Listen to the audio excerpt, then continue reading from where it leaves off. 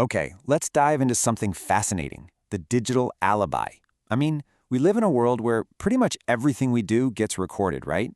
But can that data actually set you free? Or could it be the perfect trap? Seriously, just think about it for a second. From the minute you wake up and grab your phone, you're creating this digital ghost. It's this constant, invisible trail of data that follows you around all day. Your phone, your credit cards, your computer, heck, even your Xbox or PlayStation. And that brings us to the huge question, the one every modern detective has to ask. When a crime goes down, is that digital ghost an airtight, rock-solid alibi, or is it a perfectly crafted lie? Okay, so to really get our heads around this whole dilemma, we've got to start with just how powerful a real digital alibi can be. Let's check out how our data can sometimes be our absolute best defender.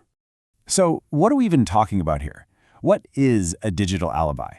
Well, it's pretty simple actually. It's just using all that time-stamped data from your devices and the networks they're on to prove exactly where you were and when you were there. And what's really wild is just how much of this proof we're creating all the time without even thinking about it. You make a phone call, buy a coffee with your card, swipe your subway pass, drive through a toll booth, post something on social media. Bam, bam, bam. Every single one of those actions creates an independent, time-stamped record that can nail down your location to a specific moment. Now, this isn't just some abstract idea. Let me tell you about a real case from 2009. You've got this 19-year-old kid who suddenly finds himself accused of armed robbery, a super serious crime, and he's swearing up and down he's innocent, but, the evidence against him is looking pretty strong. I mean, the stakes could not have been higher.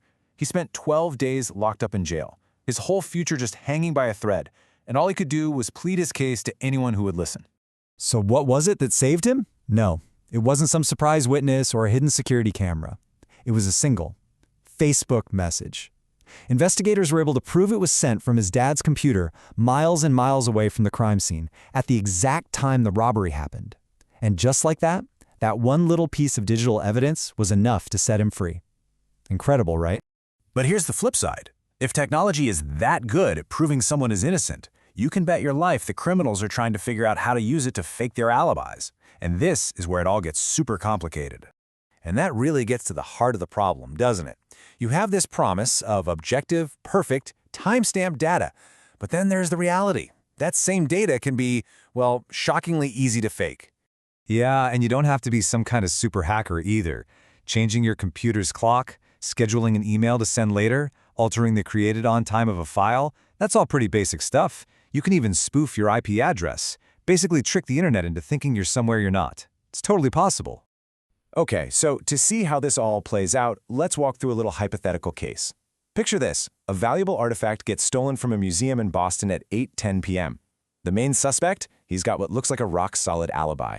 He claims he was 200 miles away in New York City, and his proof? A single email. So how does he do it?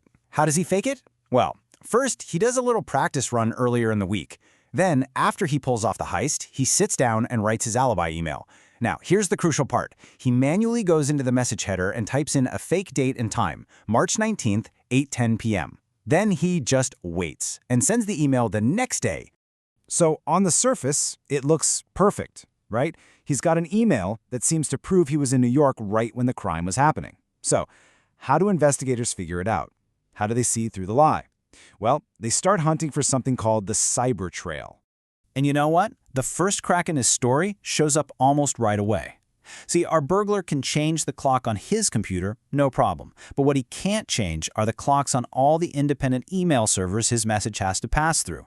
And their logs tell a very different story. They show the email wasn't sent on March 19th at all. It was sent the next afternoon on March 20th. Boom! The alibi just completely falls apart. Okay, but what if the bad guy gets smarter? Let's say for his next heist, he gets an accomplice. This time, an email gets sent from his account, right at the time of the crime, and the IP address traces back to California, thousands of miles away. That looks totally legit.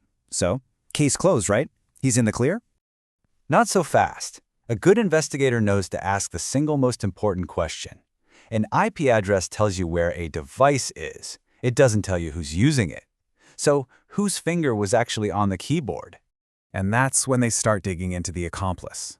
And what do they find? A whole trail. Her credit card records show she bought a plane ticket to Boston. They find pieces of the fake Alibi email still on her hard drive. They even pull her phone records and see calls she made to that internet provider in California to set the whole thing up. They didn't just find one piece of evidence, they uncovered her entire cyber trail.